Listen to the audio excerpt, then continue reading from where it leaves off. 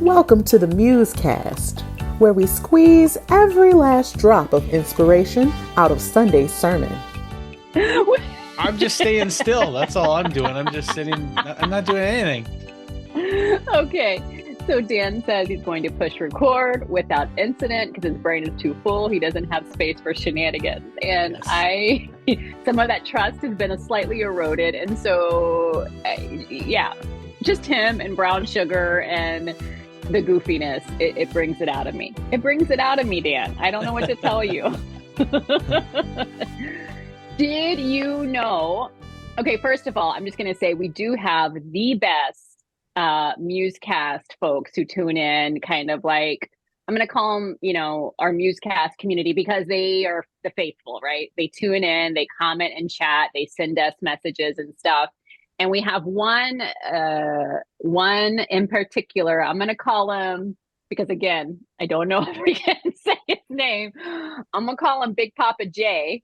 He comments a lot. Love him. You know who you are. West Coast. Big Papa J. And he, I think, is the one who gave your coat the moniker Brown Sugar. That's right. Yeah. Yep. And then I think one day I must have been wearing on stage, I was wearing like a hot pink blazer. And so that is pink velvet.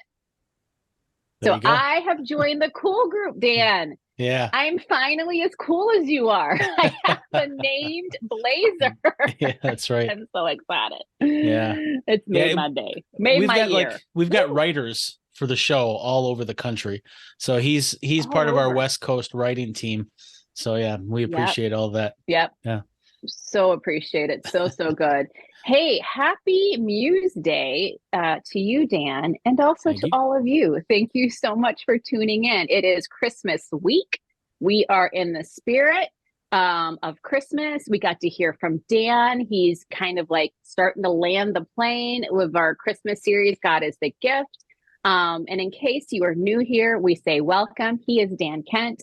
I am Shawna Boren. This is the MuseCast, and it comes to you every week on a Muse Day, which is Tuesday, but really Muse Day. That's right. Yes. Yeah. Dan, you got the sermon out of the way. Check. So you've got nothing else going on, nothing to worry about, nothing to plan for. You're just coasting, right? Life, that's the way it goes. It's a brown sugar sort of life. That's kind of what it is right now. So yeah. I love it.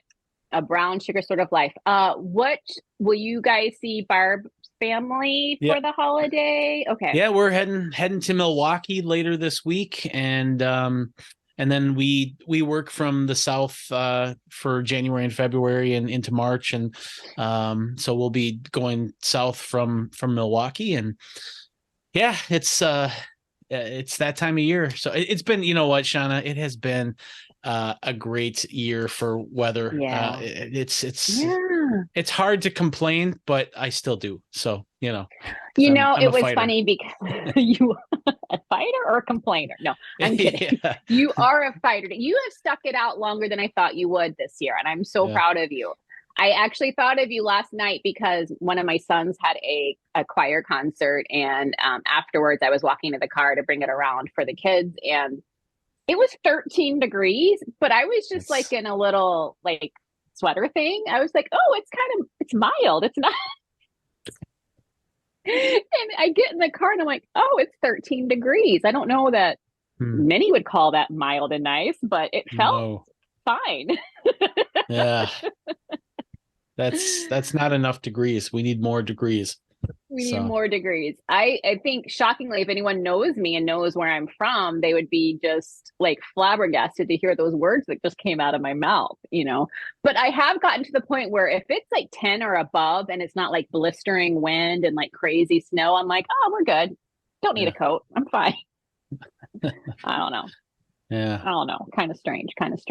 All right. Well, and then your mom. I want to give some really quick context in case people don't know where you're from. It's the planet Zortok in the 14th district of the 7th galaxy. So yes. Mm-hmm. Yeah, right. Okay. Just want to be clear on that. Yeah, I have come to take over planet Earth, so be careful.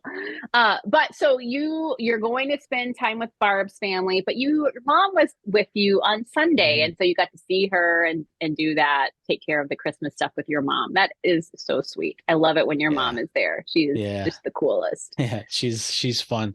And I also had another guest, a couple, and it was Bert and Terry Loveland came to visit, and I knew them back when I first kind of came to a church and was in a youth group, and I found Jesus and all of that, and they were really sort of instrumental in my early faith, and so it was really neat where I kind of lost touch with them for 20 some years, and Terry stumbled upon my book Confident Humility, and she just loved the book, and it really helped her, and so she found out that I was preaching, and she just like discovered all of these sermons, and she had no idea, so it was really neat to see them, because it's like when they knew me, I was I think I was rollerblading everywhere because I lost my license because I was speeding without insurance, and just crazy stuff like that.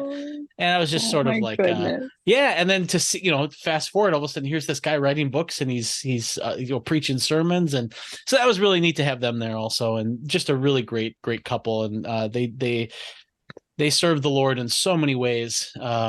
In just like small little ways, being there for people and helping people, and so it was really special. So that is awesome. Well, I'm so glad that your friends came and that you got to reconnect with them, and to hear you talk about the context in which you first met them makes me think of Brennan Manning's Ragamuffin Gospel. Just little Dan, just a little ragamuffin, just out doing stuff, and look at you now. Look at God. That is so cool. And I'm just going to say, you guys, Dan is so popular that we've kind of contemplated, our corporate team have contemplated, like, should we like get some of those, what are those barriers? Like, when you like have to section off a section for VIP, like, do we need like a Dan Kent fan section in the auditorium?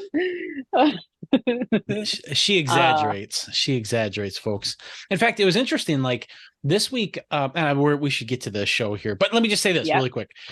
Sometimes like when I do a sermon, I'll have like 10, 12 people come up, and they'll form a line to leave say something about the sermon, and then and I love that. That's so great. I love talking with people afterwards and just hearing how the word connected with them, and but like this weekend there was only 2 people who came up, and but then I got like a ton of emails. And so it's just interesting, like I wonder what that means, because like other times I don't get this many emails, but I get more people who come up, and this weekend I only had 2 people come up. So it's here's what it is. I'm overthinking it. That's what it is. Well, yes, so. Most likely. And you also have to consider, especially here in Minnesota, what time were the Vikings playing and what else is going on, because people sometimes have to like skedaddle. Yeah. And so then they'll think back afterwards and be like, oh, that really touched me. And so then they'll reach out via email. I'm certain it was something like that. Yeah. So no fear. All right. But because you did give a sermon and a couple of people came forward and many people emailed you, I feel like the people need to hear your summary. So today, of course, we'll have the world famous summary from Dan about Dan's sermon. Within the Christmas series, we'll give him an opportunity to also expound upon anything, because he did have to like you guys, he had like a stack of papers like over an inch thick of stuff that he took out, so we could be in for a treat today. And then we'll address some comments and questions we've gotten in via emails. So that's the way today's going to go, and with that, I say take it away, Dan. Sounds good. Thank you, Shawna. I'm actually, because I do have some things to talk about. This will be a very summarized summary. So basically what we're in this series about God is the gift, and we're looking at the characteristics in Exodus 34, 6 and 7. And I kind of argue that is sort of a statement of faith for the Jews before Jesus. And so this was sort of like this, we talk at the church here about how our picture of God is the most important thing that we have in our heads. And this was sort of their picture of God. And I tell you what, like there is many, many, many decades there where they, endured, civil war and oppression and just all sorts of like natural catastrophes and all that kind of stuff. And this people, they were kind of stilled and they were inspired and they endured all of this largely related to this picture that they had of God. And they just hoped that this is what God is really like. And so what I argued is that, well, if Jesus comes on the scene, God incarnate, sort of validates that is actually what God is like. And so this hope that they had in God is true. It's right. The hope is real. And so what we've been doing is we've been looking at some of those characteristics and arguing why the fact that God is those things is actually really good news for us. And each of those could be the gift that we all want. And so God, in God's self, is the ultimate Christmas gift. And so that's the nature of the series. And I did a quick really a summary of the previous few sermons. And then I got into my characteristic, which I was looking at this week, which is God's grace. Because Exodus 34:6-7 says that God is gracious. And so I looked at that word gracious and really tapping into the work of Tim Mackey at the Bible Project, just kind of leveraging his work and just showing how at the base of this grace concept is this idea of delight. And English and Hebrew and Greek, they're not perfect in their description of things. And so sometimes you need a couple concepts to capture one concept there, and they might need a couple concepts to capture one concept here, and so forth. And so that's definitely the case with grace. Grace is definitely to show favor towards somebody, but it's more than that. It's also it's a favor shown out of delight for that person. And so I shared a few examples in the Old Testament of that. And so I think that that's important because so often we hear about grace and we hear it in relation to sin. And that's important because we are saved by that grace and we are saved from our sin. But the way it is oftentimes presented is in order to show the importance of the grace, we tend to, I don't want to say exaggerate because sin is very serious, but I feel like we overemphasize human deplorability in order to make the grace look more powerful. And the fact is that grace is powerful and sin is really bad, except there's more to the story than just the sin. There's also the delight that God has in us that undergirds all of that.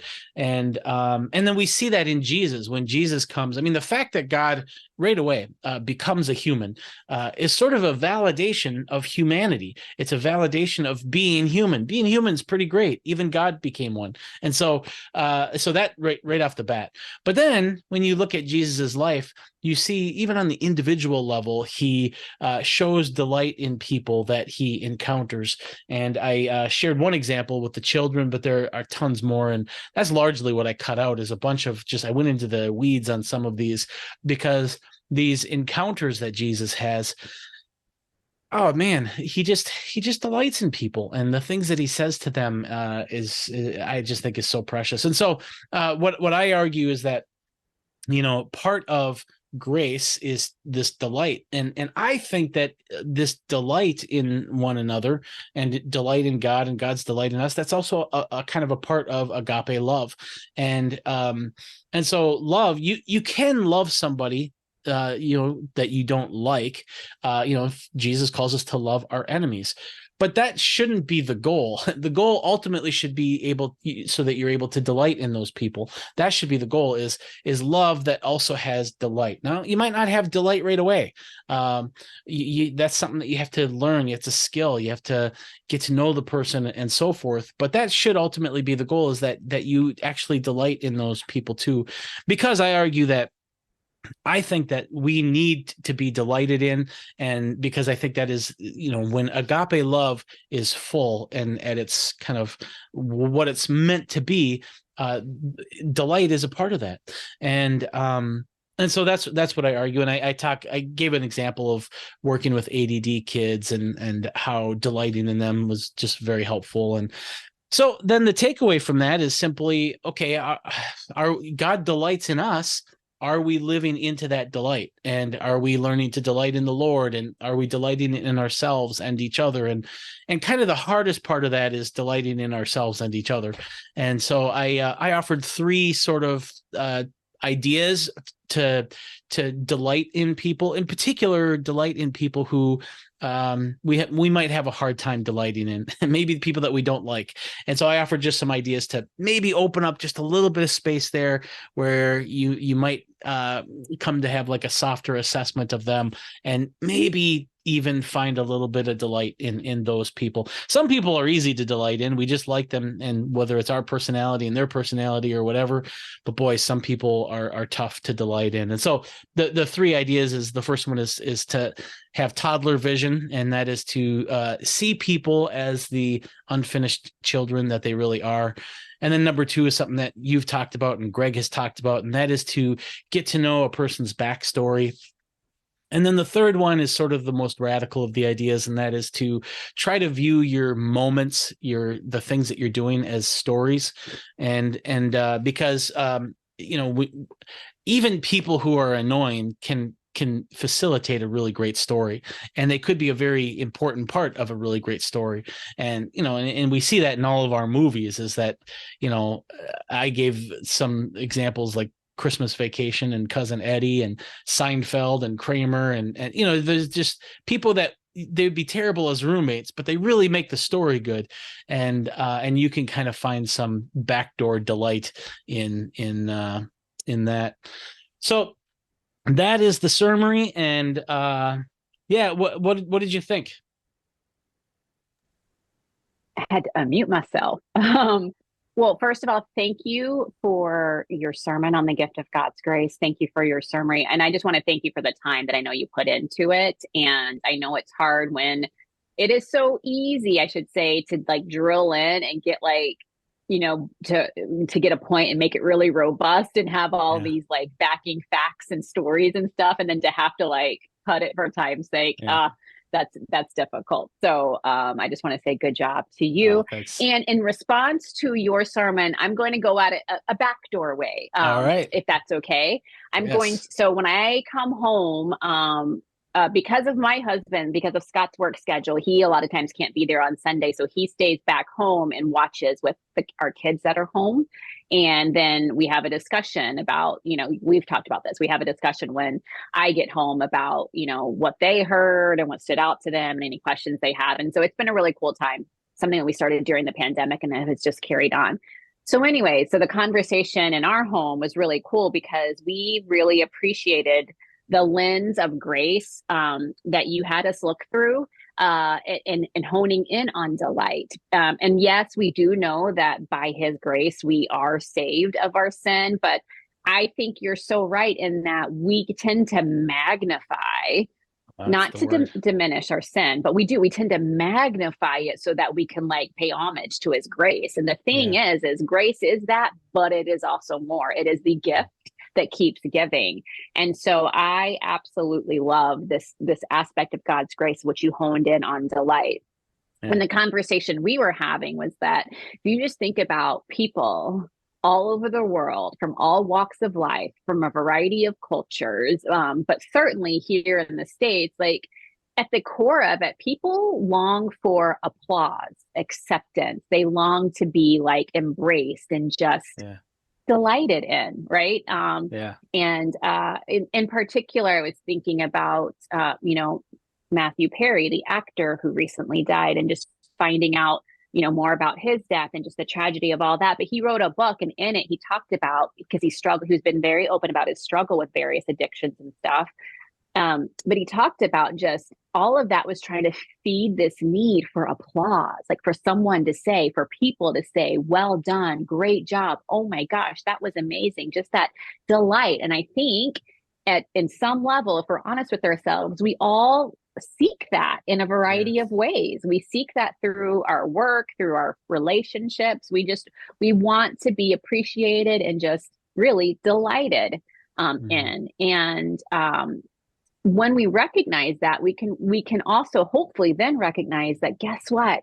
The ultimate applause, the ultimate delight is there for us, given to us by God. Like, he literally delights in us. And even when you think you are not delightful, even when you think you've really messed up, even when you think you don't have your act all together, and maybe you're living in bozo land, who the heck knows? Like, he looks at you and he delights in you out of his abundant love for you, just in that moment, right where you are. And now, if I'm like pulling too much, if I'm like bustering up like what your point was, you'll have to tell me, but that's kind of where what we got from it. And so hopefully that's in line with what you were wanting to communicate. Because yeah, well, and it's interesting too, because I didn't think of this until you were talking about what you and your family were talking about.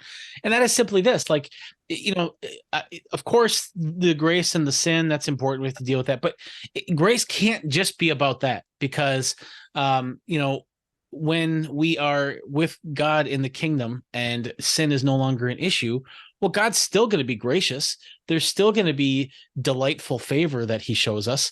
It's just not going to be related to sin. And so that's where I think it's a theological error to and I love the word that's the word.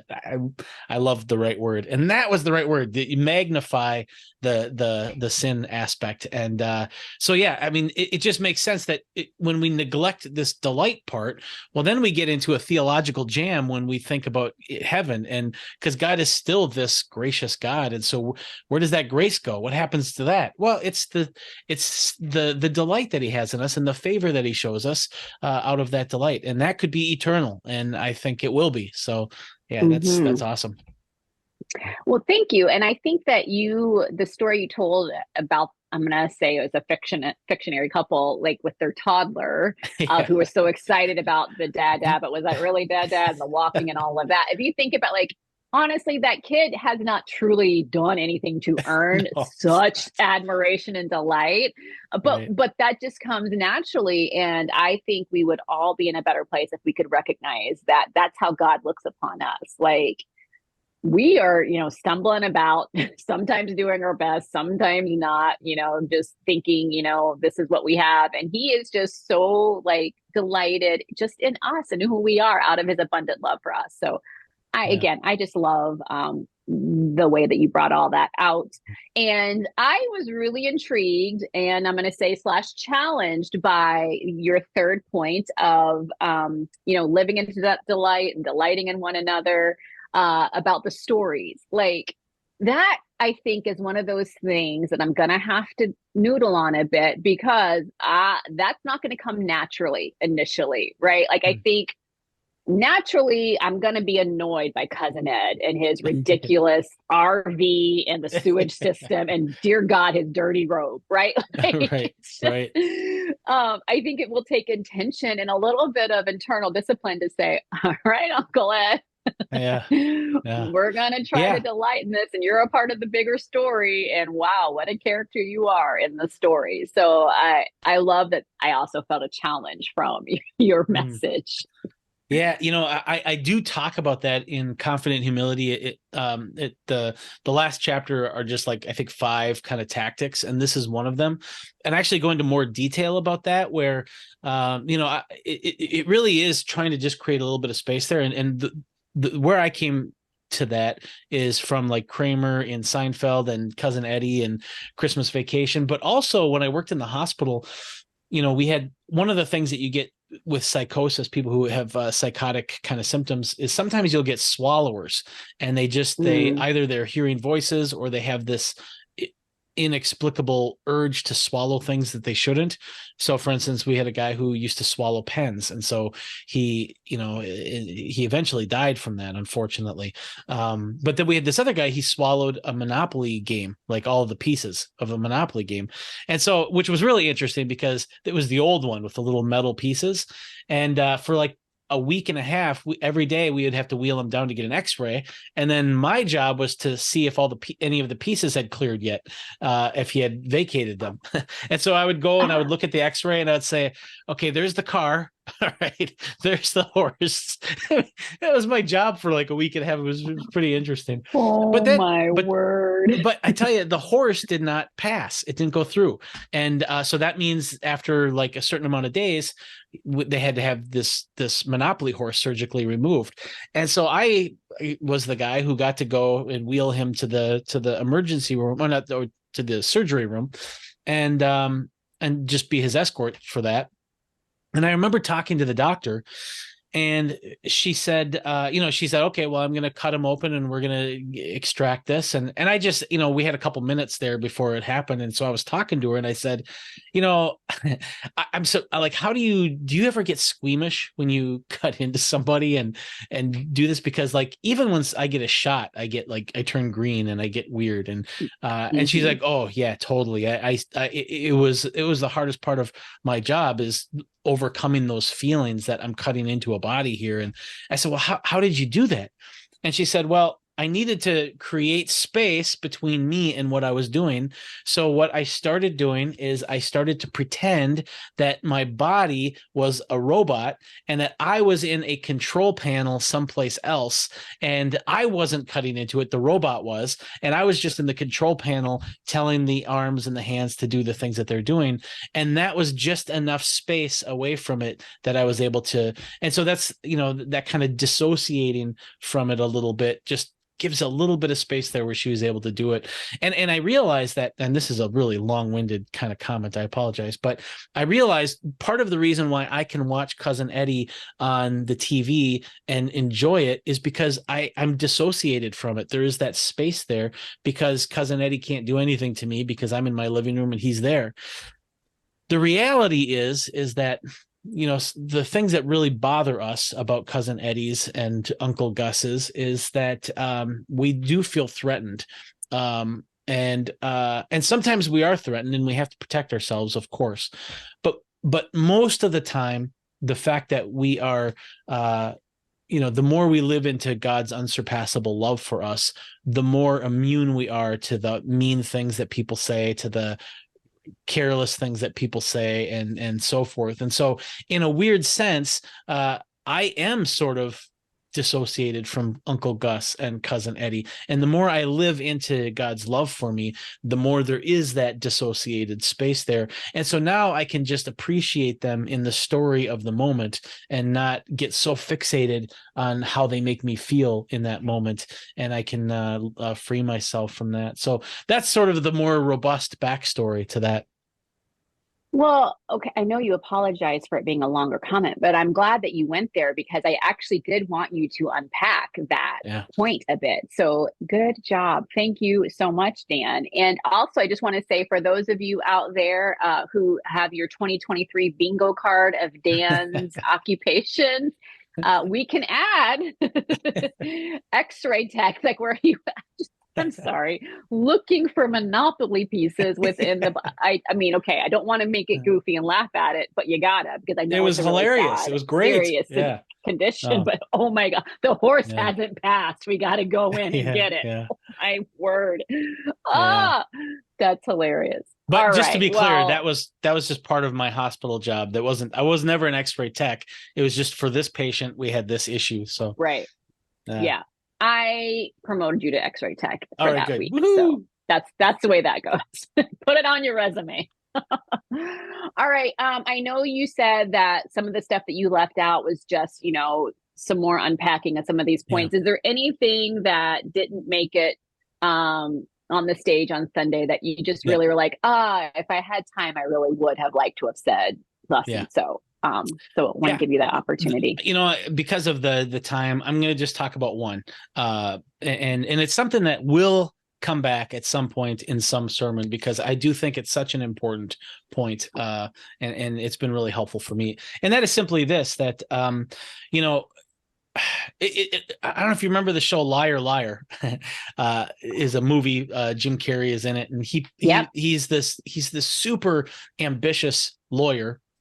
in the movie, and his workaholism has kind of pulled him away from his wife and kid to the extent that they got divorced. And so but he's always like feeding them lies so that he can continue his ambitions and so forth. And so, it doesn't work out. His ambitions basically ruined his marriage. And but he goes back to visit his son, and his son just loves him so much, and he plays the claw. And the claw is basically, he goes, the claw, like that, and the kids start screaming and running, and Jim Carrey is chasing them all around with the claw. The claw is gonna get you. The claw is gonna get you. And the kid is just like loving it, and then later, the wife kind of has this new relationship, and this potential stepdad is there, and he's not really buddied up with the boy yet. And so he's like, well, I have an idea. And he goes, the claw's gonna get you. The claw. And the kid is just looking at him like, what is that? And he was like doing the same thing, but it just wasn't the same thing.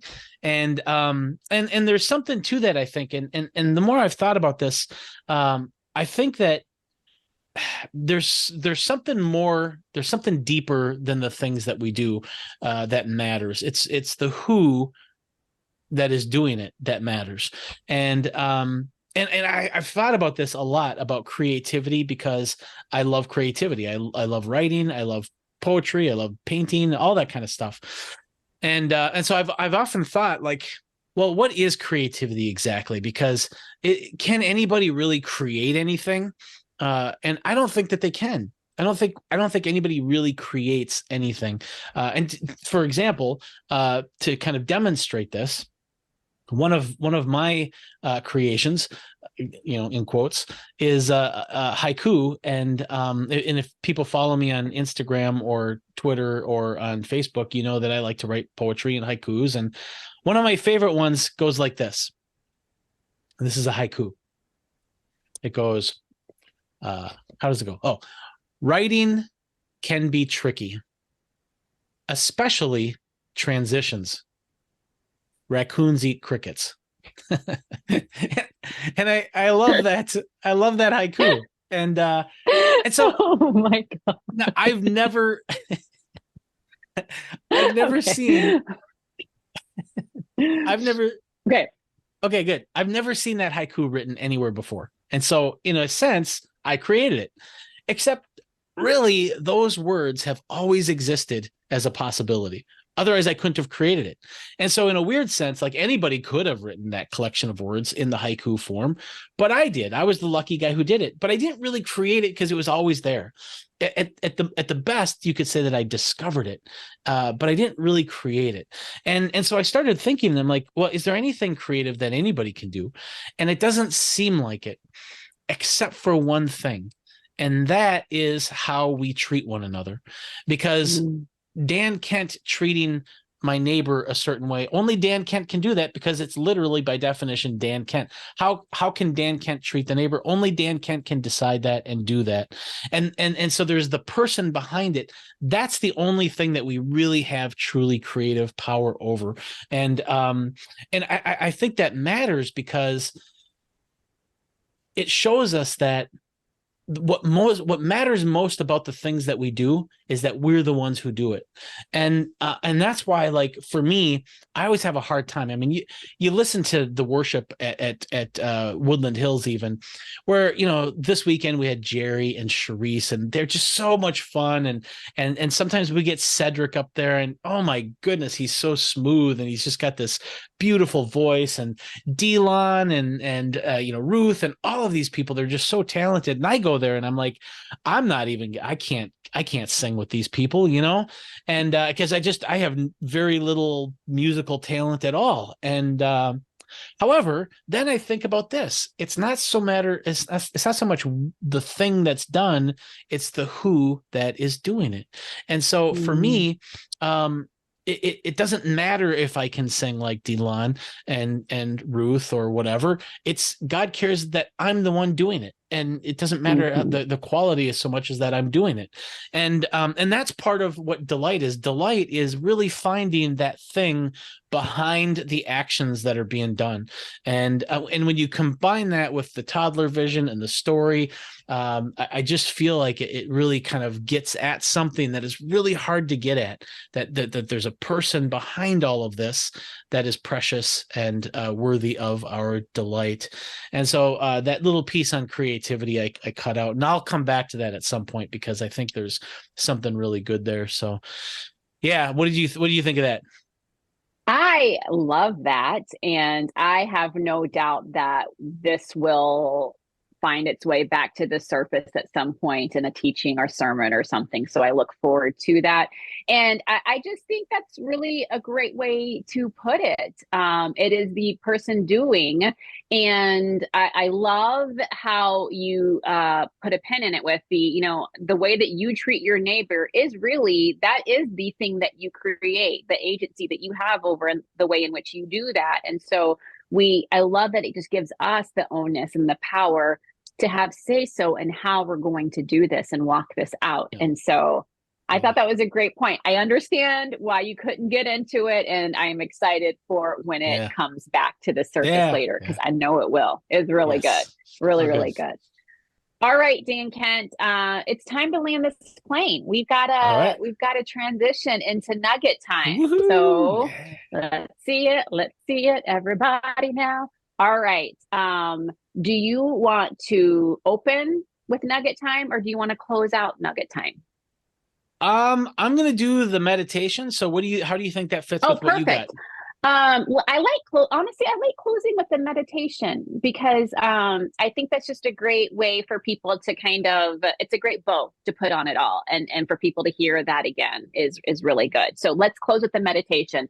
My nugget is really short. I looked up, of course, the meaning, the official definition, dictionary meaning of the word delight. And it's pretty simple, but pretty profound. It's extreme pleasure or satisfaction.